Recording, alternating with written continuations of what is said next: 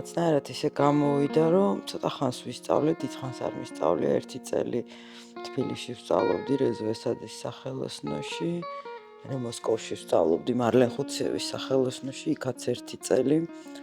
არასრული რეჟისორის განათლება მაქვს და ფილმი არასდროს არ გადამიღია. რაღაც იდეები მქონდა ხოლმე და რაღაც ყოველთვის მერესთვის ვდებდი. თითქოს არ მქონდა რაღაც შინაგანი მზაობა. და პირველი ფილმი დიდი ხანი არ არის, რაც გადავიღე მოკლემეტრაჟიანი პირველი ფილმი მარქსის ქუჩა 12 2019 წელს მქონდა პრემიერა. მანამდე კინოში კი ვმუშაობდი, სცენარისტად ვმუშაობდი, თანასცენარისტად ვმუშაობდი.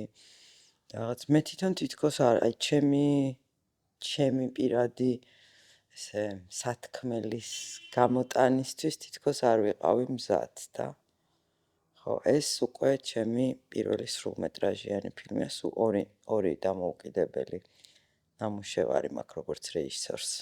I feel good. I'm here. I can talk. Give me answers.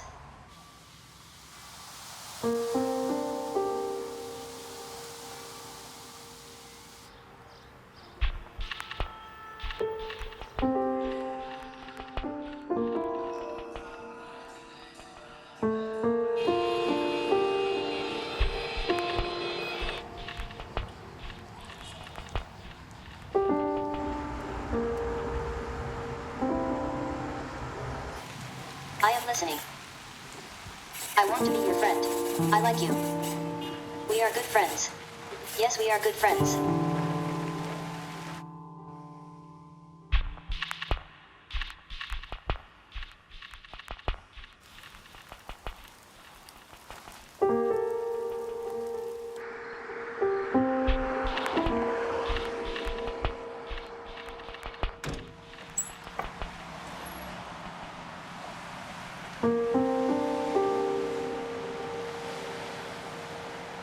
ხშირად ვიცვლი საცხოვრებელ ადგილს და რაღაცა დროდადრო ვფუძნდები ხოლმე რაღაც სხვადასხვა ადგილებზე.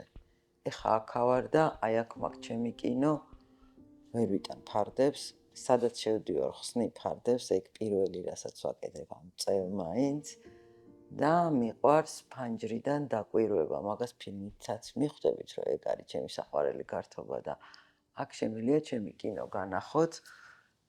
ეხლა ის არის, რა ქვია, საღამოს უფრო კარგად გამოიყურება, აი მაგალითად გეტყვით, რომ მეორე სართულზე შეყვარებული წყვილი ხშირად ჩხუბობს ხოლმე, მარცხენა ზედა მხარეს, მესამე სართულზე, ჩემი აზრით ის არის გასაქირავებლად რაღაც აპარტოტელივით რაღაცა, იმიტომ ძალიან დაბნეულ სახეებს ხედავ ხოლმე დილაობით იყურებიან, აი თითქოს რომ ჩადიხარ ქალაქში და პირველი რომ ვერ ხვდები მარცხნივ წახვიდე თუ მარჯვნივ წახვიდე და ზემოდან უყურებ ქალაქს.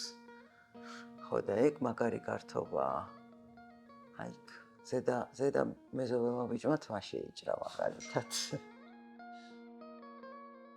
მე ეჭვი არ მეპარება, რომ ქართული კინო თუ კი არსებობს ესეთი დეფინიცია, ეროვნული კინო, ქართული კინო, მე ვფიქრობ, რომ ამ პროცესმა, ამ წელიწადნახევარმა, ბოიკოტმა, კინემატოგრაფისტების ესე დაახლოვებამ და ერთმანეთის დანახვამ მოიტანს ძალიან კარგ შედეგს, მე მაგის მჯერა. ხელს გვიშლის, როგორ არ გვიშლის, ყველაფერში ხელს გვიშლის და ცხოვრებაში ხელს გვიშლის და მაგრამ არ გამოდის, მოცემულობაა ეგეთი.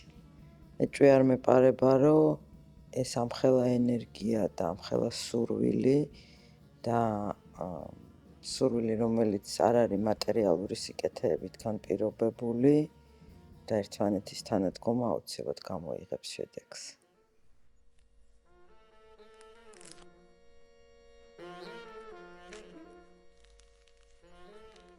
ძალიან რთულია ხოლმე ერთ წინადადებაში მოათავსო რაზეა, იმიტომ რომ შენ თვითონ ბევრი გაქვს ჩადებული, მაგრამ რა ვიცი, ალბათ ხილულ და უხილავ კავშირებზე ადამიანებს შორის, მაგ ძაფებზე და კავშირის არქონაზეც. მარტოობაზე.